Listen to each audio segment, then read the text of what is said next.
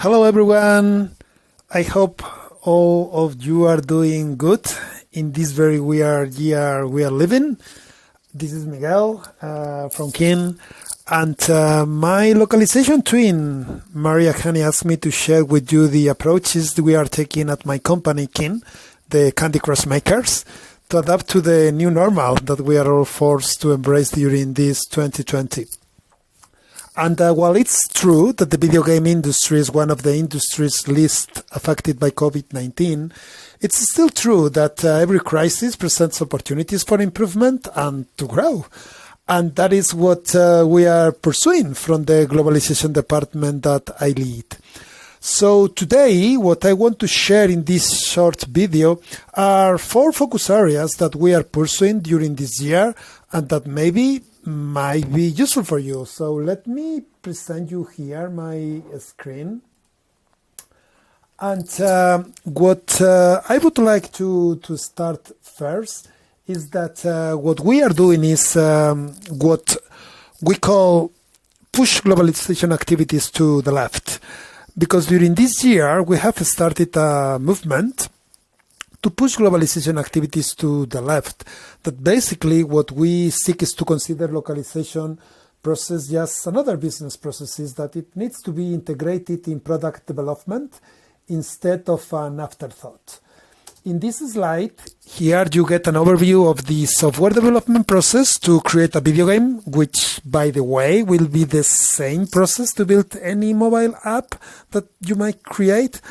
And as I see it, one of the most important requirements to drive growth within an organization is to ensure that localization or globalization activities are part of product design. And usually what we see is that people like us in the industry, they tend to be involved kind of late in the process.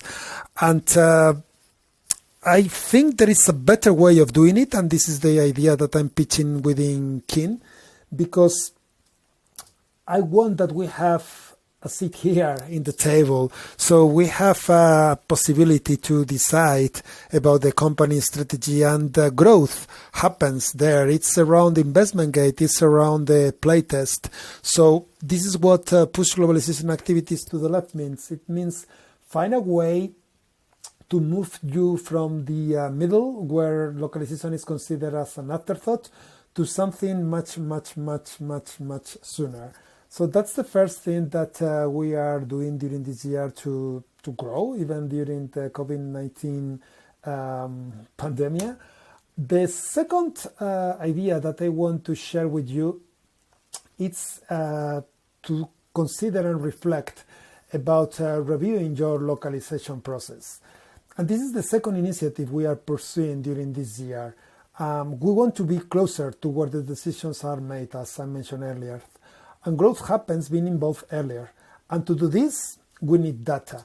But not the typical data that we might track, such as number of localized word or fully loaded cost per word, because those are metrics that they are just very localization nerdies. And I think that we need to speak the language of the product team, and they are tracking something else. So the key here is to be able to link our activities to what they do. So what it's important to think is that companies produce massive volumes of data related to market penetration, user engagement, product sales, and user satisfaction, and general feedback, including everything that you can imagine, such as end user feedback of the quality, sentiment analysis, massive data. There is massive data there. So what we need to think here is, what metrics do you think that you can offer your stakeholders that is relevant for them?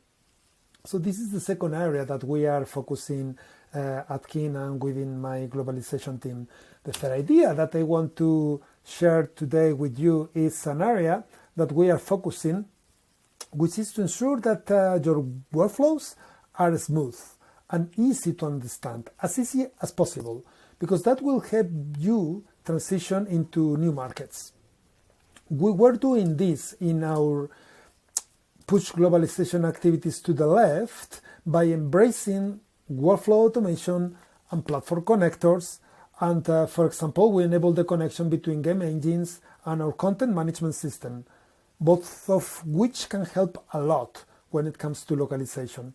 Focus on workflows means also grow, because this has helped us during this difficult year to grow and expand our portfolio of languages in our flagship games. As we launched, for example, during last quarter, Candy Crush Soda in Thailand and Candy Crush Jelly in Russia. So pay attention to the workflows, because there might be some opportunities there that they can help you to grow. And I cannot finish this video without, of course, talking about another great change that COVID-19 has brought to our lives, and this is all about working from home. As we all know, by now this requires a very different approach, as it's very easy to lose the work-family balance, even working from home.